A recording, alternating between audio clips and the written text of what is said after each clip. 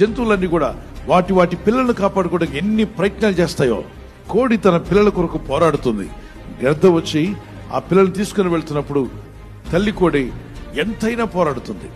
పాము ఆ కోడి పిల్లలు తినడానికి వస్తున్నప్పుడు తల్లి కోడి బిగ్గరగా శబ్దం చేసి సాయశక్తిలో పోరాడుతుంది తన బిడ్డను కాపాడుకోవాలని.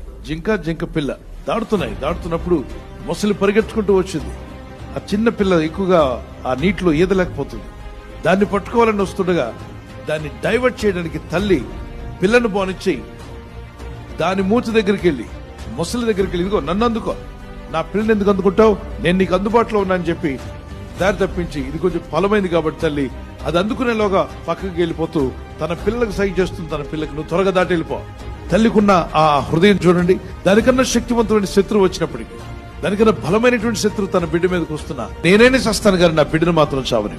పిల్లలను కాపాడడానికి తల్లి ఎలా పోరాడుతుందో పరలోక తండ్రి ఆయన బిడ్డలను మనల్ని కాపాడుకోవడానికి ఆయన పోరాడుతారని నమ్మిన వారి దేవుని స్తోత్రాలు చెప్పండి.